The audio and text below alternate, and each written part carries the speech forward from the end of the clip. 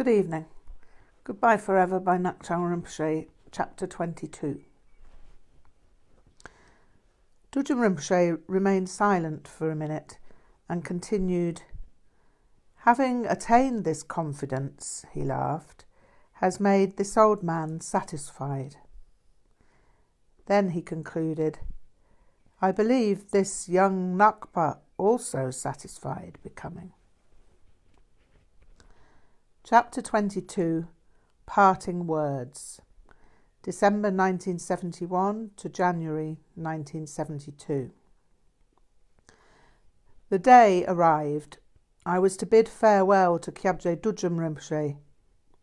It was sad to contemplate his absence in my life, but I knew that I would see him again in 3 years. In those 3 years I would have completed the nundros and various other practices on which he had given me instruction. Before I left his presence, however, Düd'jom Rinpoche said, "Before England going, we arts speaking." He said this as he knew I was going back to study at art school. He wanted to say a few words about art and about the arts in general. He knew I was interested in music and poetry as well as painting, and asked, "What music playing and singing?" "It's called blues, Rinpoche. It comes from America. But before that it came from West Africa." He then asked me if I would sing him something so that he could hear what it sounded like. So, feeling slightly uneasy, I launched into Hoochie Coochie Man. It didn't take more than the first line to feel entirely natural, because Düd'jom Rinpoche gave me a broad grin.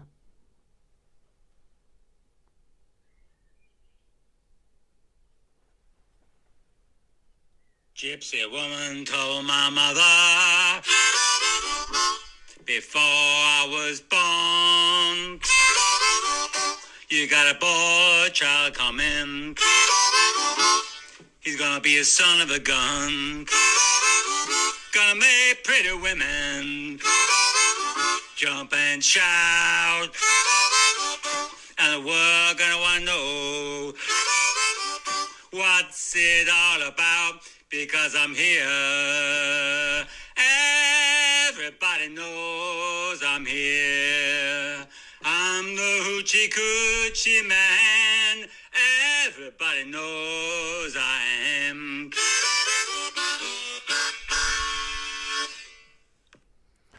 Then he asked me what the words meant. That is something of a problem, Rinpoche, because parts of it are untranslatable. Düd'jom Rinpoche smiled when my answer was translated for him. "Yeah, but many words in Tibetan you must be English translating. Then much more difficulty.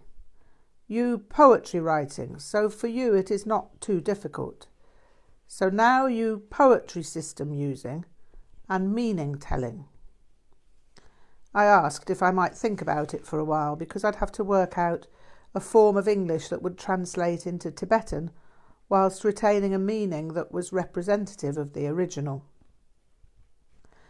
After a minute of scribbling, I worked out something in English that could be translated into Tibetan. "A nomad Kandro told my mother, before I was born, 'You will have a boy child, and he will be strong and charismatic. He's going to cause beautiful women joyful fascination, and everybody is going to be extremely curious about him. Because I'm here. Everybody knows I'm here. I'm the man with siddhis. Everybody knows I am.'" Once this had been translated, Düd'jom Rinpoche laughed appreciatively. "Good song. This song very much liking. Very strong. Very powerful. Always you must be singing like this in your country." I explained that I'd had to change the words, and they were sometimes a long way from the original, but that the original Black American language would have made no sense in Tibetan. Düd'jom Rinpoche chuckled about that. "You poetry writing since child, So natural coming. You good translation making. He said he felt confident that I had translated the meaning. He said that this was an important part of the work that lay ahead of me, as I would have to translate the meaning of the most profound Vajrayana teachings I received. No purpose word-for-word translation giving. This Sama style. You must Nyingma style teaching.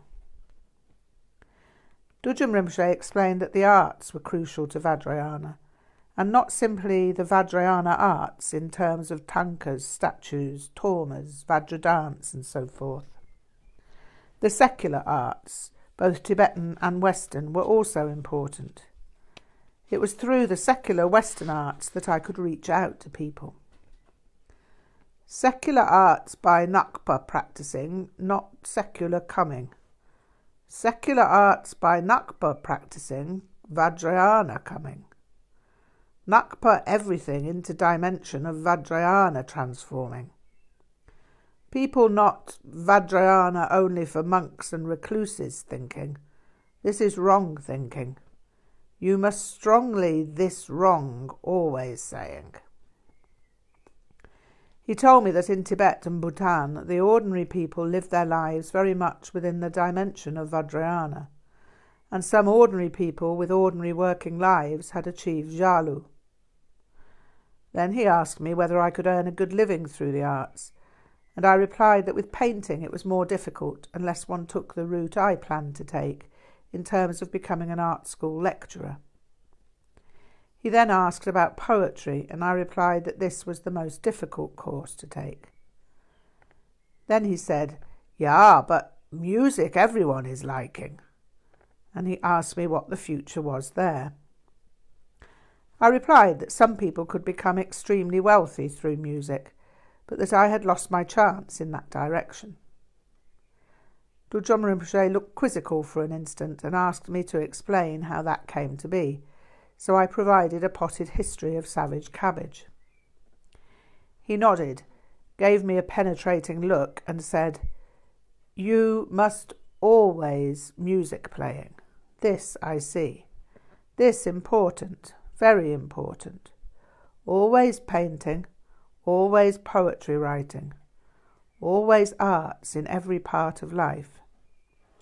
In this way, Changchub Sem always manifesting.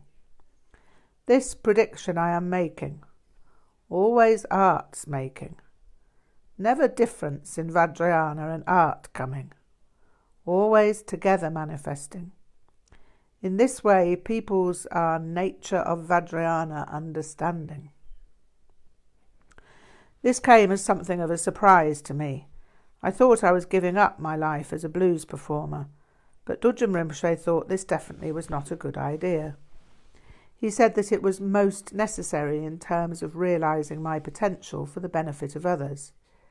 He said that every human being has potential, and that potential must be realised for the benefit of the world.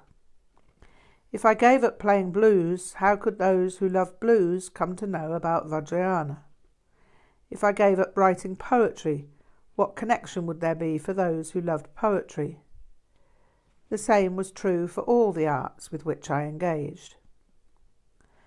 This, then, would be how I would teach in the West. What a staggering idea. This would be my métier and forte, because if Vajrayana was to be established in the West, it would have to engage with Western culture. This was not to say that Vajrayana would change to suit the West, but that Vajrayana would be discovered as naturally inherent within the arts. This would be seen because I was an artist. This was the bridge I was to build. This was really not what I was expecting to hear. I had somehow taken on a renunciate view without realising that Vajrayana concerned transformation rather than renunciation. This advice from Düd'jom Rinpoche changed my life, right there, in that moment. On the afternoon I left Bodha, Düd'jom Rinpoche gave me a final teaching. Again, he asked me to write it down in my own English so that it could be translated back to him. What is considered to be mind is not what it is imagined to be. This is because people try to understand mind with thought. It is better simply to allow mind to see itself, and for there to be no difference between mind and seeing. Past mind no longer exists. Future mind is not yet present. Whatever arises in the moment is indecipherable, because it cannot be translated by thought without turning it into thought. Let thoughts of past, present and future settle in the present moment, and in that moment simply experience what is naturally there. Visual projections appear in meditation if one distracts oneself with here and there or then and when. If it is considered that mind is nothing, it will become the prison of numb emptiness, and the richness of the nature of mind cannot self-emerge. Mind can be investigated with the intellect for the duration of one's life, but one would be no closer to realization. The real meaning of Dzogchen is natural immediacy, in which the presence of awareness is without limit. Whatever is perceived is radiantly clear, like the changeless blue of the sky. Whatever arises in mind is inseparable from primordial radiant clarity awareness. It is unborn and unceasing in splendour, and joyously manifests in every aspect of phenomenal reality. When namtogs arise, stare directly into their arising.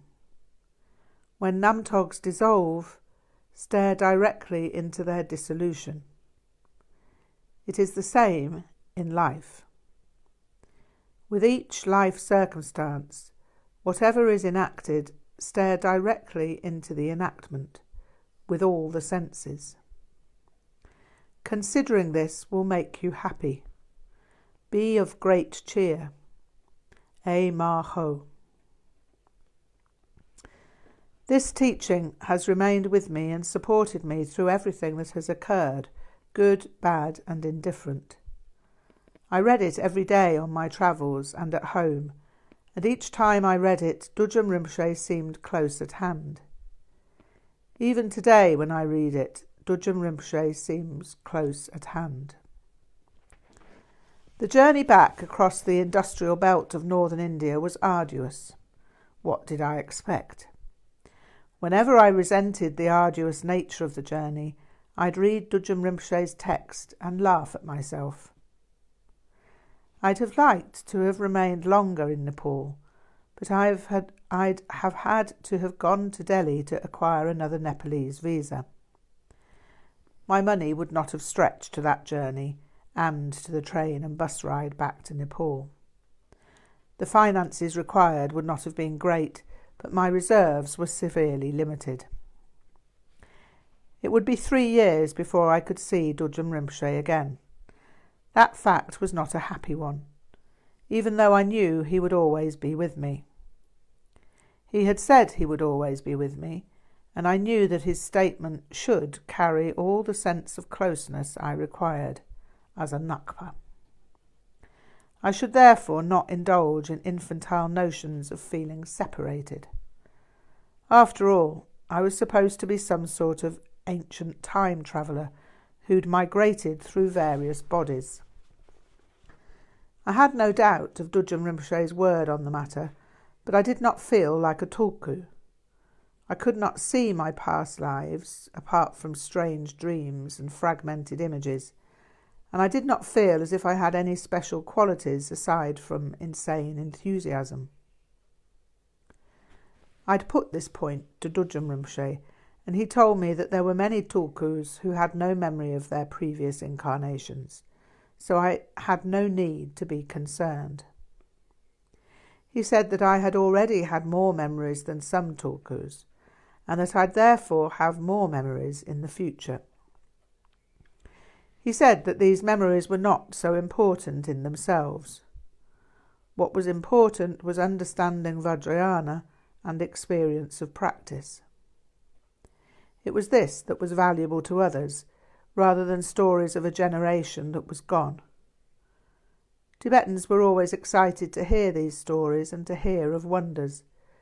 The real wonder, however, was the non-dual state and the ability to give transmission of that state. Then, unusually, he looked rather sad. He explained that memories of previous incarnations could always be called lies, but that Changchubsem could never be disparaged. It could not be denied. No one saying Chogyam kindness not having, he pronounced quite forcefully. No one saying Chogyam generosity not having, gentle not doing, friendly not doing, laughing not doing. This, I believe, people are never saying. Then he laughed. Same, like Chogyam not powerful singing saying. Then Düd'jom Rinpoche laughed rather loudly. This no one can be saying, because nomad Kandro mother telling. Chogyam, man with siddhis becoming and everybody knowing, also Kandro's much liking. This was deeply moving but also amusing. Düd'jom Rinpoche was quoting Muddy Waters back to me from my singing of Hoochie Coochie Man. Two apparently separate worlds had become undivided. Düd'jom Rinpoche and Muddy Waters were far from irreconcilable. At that moment, however, hearing those words, I felt both the burden of a huge responsibility and a strange, confident lightness. It was as though Düd'jom Rinpoche was empowering me not only to be a decent human being, but a creative human being. It's not that I doubted my capacity to be decent, but I did not know I was capable of guaranteeing that under all circumstances. I did not know that it was possible for me to be a Buddhist bluesman with adequate integrity. With Düd'jom Rinpoche's words, however, I felt that it had become a viable challenge. I could be a decent, honourable artist. I would be a decent, honourable artist. I'd try my level best to carry through with the promises I'd made and attempt to accomplish the practices. I absolutely had to become what Düd'jom Rinpoche believed I could become. I would do whatever it took not to disappoint him. Of course, the passion of youth is given to such staunchly devout declarations, but then life happens. What would happen then? That was a serious question, but it was not in my mind at that point. Sitting with Kyabjé Düd'jom Rinpoche, everything was possible.